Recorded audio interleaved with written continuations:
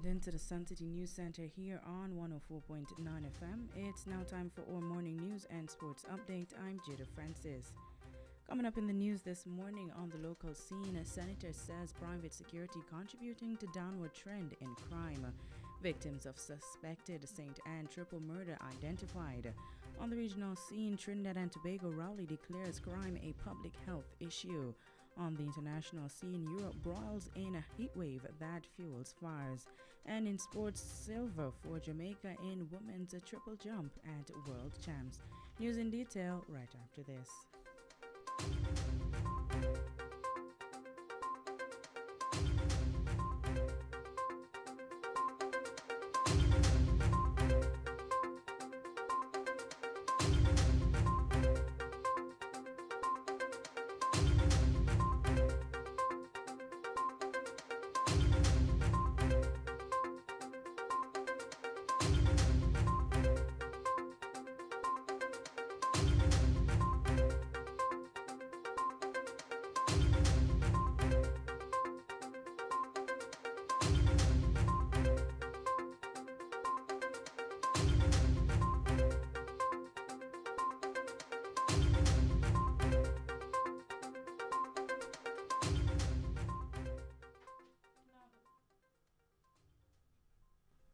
Now the news in detail.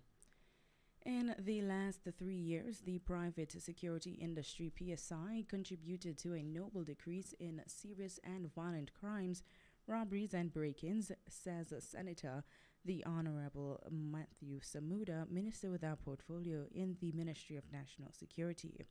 The minister explained that the downward trend is partly a result of the significant expansion of PSI, with an average annual growth of 6% in the number of registered private security guards within the last 10 years.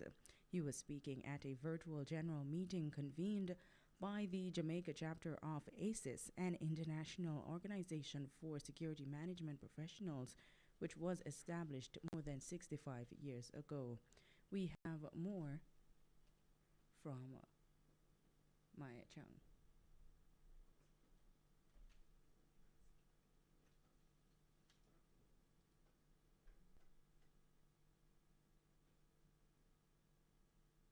The minister pointed out that last July, more than 200 private security companies with staff complements surpassing 21,000 were registered with the Private Security Regulation Authority, PSRA. Private security entities have become an integral part of the security landscape in Jamaica, providing a wide range of services that enhance the security of public places, residential areas, workplaces, and critical national infrastructure, thereby maintaining an environment conducive for business across all sectors. The industry is not only critical to advancing the national security interest, but also in supporting the country's economic growth and development, the senator said. He noted that during the past 30 years, the island has experienced a surge in crime and violence, which can be closely linked to the illicit trafficking of firearms and ammunition, illicit drug trade, financial fraud, and extortion. Private security firms have diversified to offer a variety of services such as CCTV operation and monitoring, aviation and seaport security, risk mitigation and loss prevention, anti-harassment services for the tourism sector, executive close protection and security analytics, Minister Samuda added, noting that the PSI evolves with the security needs of the country. He said by leveraging services offered by the PSI, the government will be able to pursue national security goals more efficiently by the streamlining and boosting of the dynamism of the PSI, particularly in relation to its potential to contribute to national policy outcomes in the security architecture. Jamaica's PSI lays the nucleus of what will develop into the country's defense industrial base. The range of government services the PSI provides will continue to expand, as currently holds in the US, UK, Israel, and South Africa. Private security firms have the potential to provide Jamaica's national security agencies with consulting and research services, training, logistics, as well as cybersecurity and analytics, Minister Samuda said. He noted that through the PSRA, the government will continue to rely on the industry for augmenting the state's security forces and its ability to maximize the delivery of public security where there are constraints. The PSRA is an agency of the Ministry of National Security that monitors and regulates the operations of organizations and individuals operating in the private security industry nationally.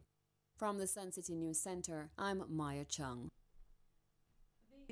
The St. Anne police is yet to establish a motive behind the suspected murder of 3 persons, including a teenage boy, whose bodies were found with incised wounds at their house in Freehill Bamboo, St. Anne on Monday.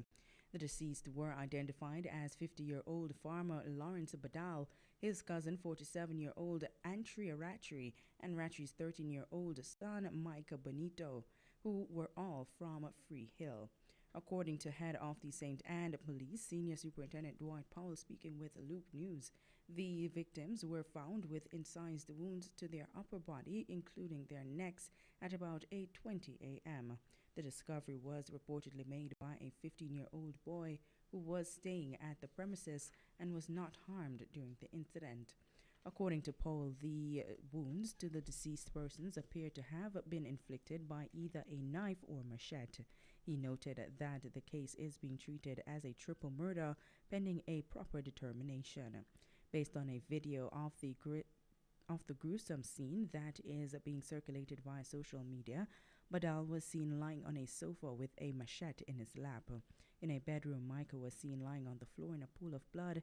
His mother was found in the same room with wounds to her upper body.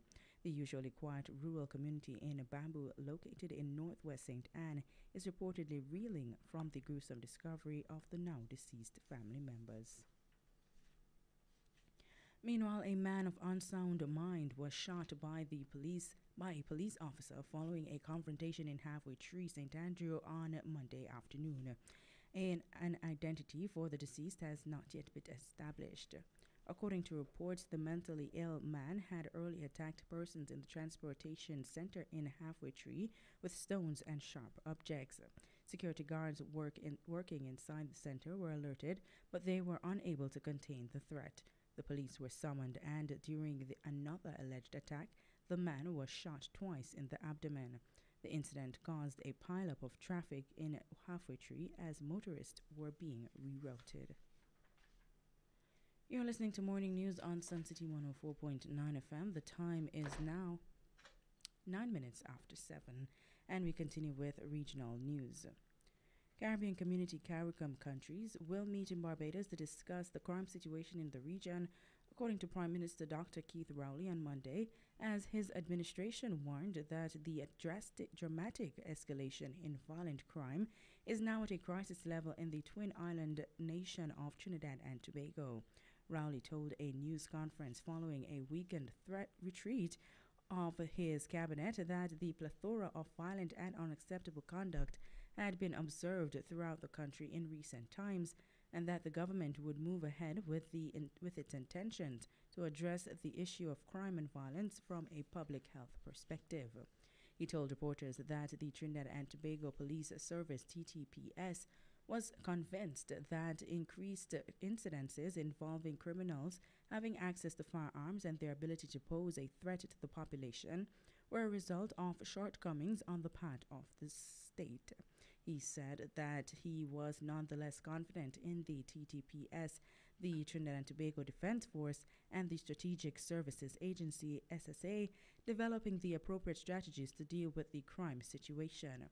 More than 300 people have been murdered in the country so far this year. He said he blamed the crime scourge on domestic violence, violence in schools, violence with persons against person, armed responses for everything, and gains to be had by criminal conduct. Rowley said they have simply acknowledged that there is a problem. They will then identify the causes and the risk factors, design a response, and test the interventions the state are going to make which will implement and scale up the effective interventions and support continuous evaluation. On the international scene, a heat wave broiling Europe spilled northwards on Monday to Britain and fueled ferocious wildfires in Spain and France, which evacuated thousands of people and scrambled water bombing planes and firefighters to battle flames in tinder-dry forests. 2 people were killed in the blaze in Spain that its prime minister linked to global warming, saying climate change kills. That toll comes on top of the hundreds of heat-related deaths reported in the Iberian Peninsula as high temperatures have gripped the continent in recent days and triggered wildfires from Portugal to the Balkans.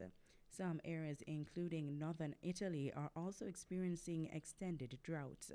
Climate change makes such life-threatening extremes less of a rarity, and heat waves have come even to places like Britain, which braced for possible record-breaking temperatures.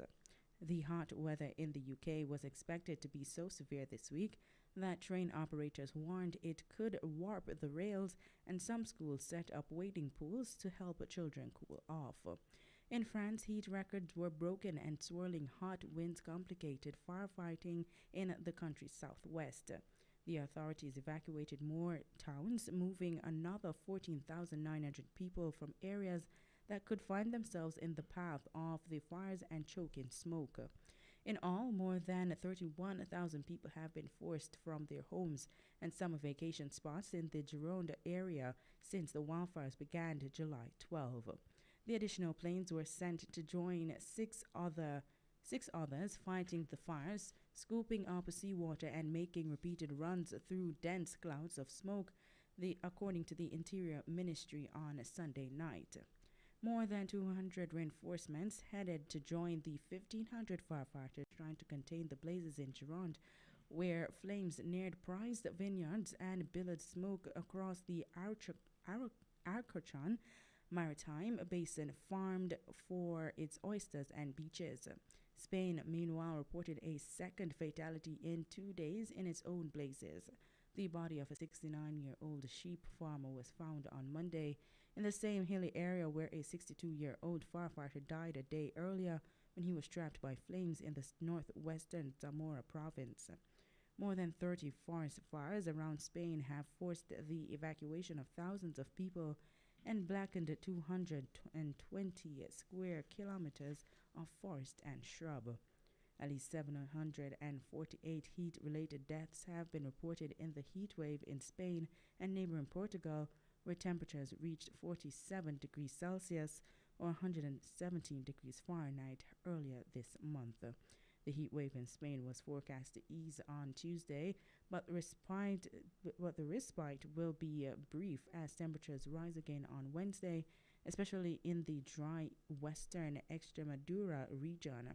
In Britain, officials have issued the first ever extreme heat warning, and the Weather Service forecasts that the record high of 38.7 degrees or 101.7 degrees Fahrenheit set in 2019 could be shattered.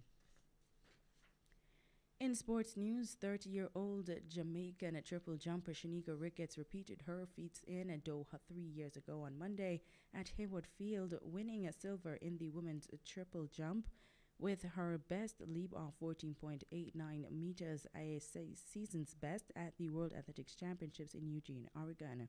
This increases Jamaica's medal tally to 4 to close off day 4 of the World Athletics Championships. The event was won by reigning champion Yulimar Rojas from Venezuela. There was no stopping the reigning champion, who became a 3-time world champion with a leap of 15.47 meters on her second attempt. Tori Franklin of the United States came third with 14.72 meters.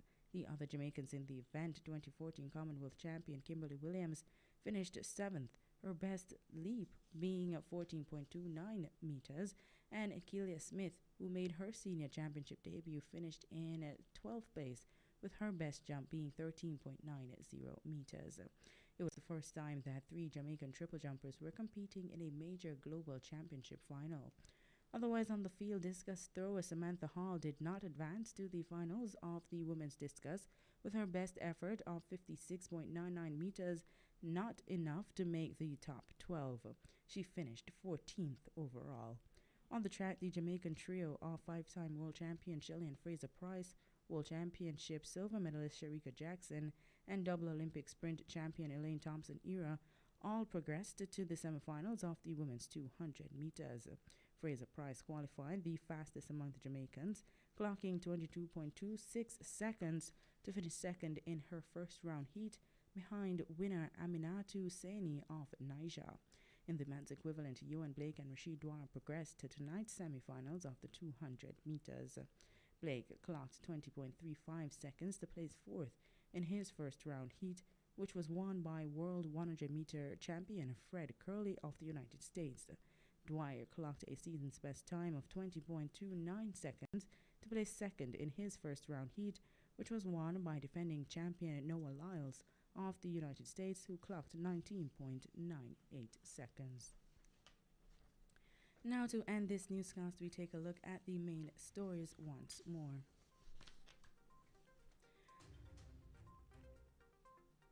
On the local scene, Senator says private security contributing to downward trend in crime.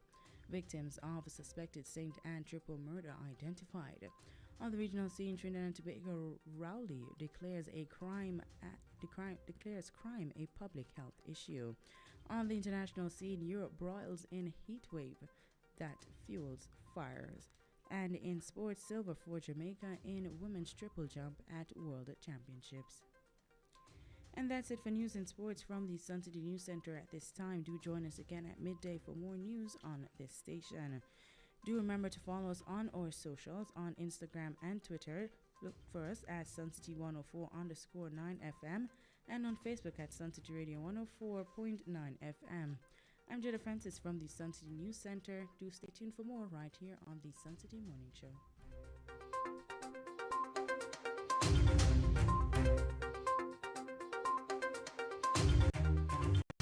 That was the morning news on the Suncity Morning Show.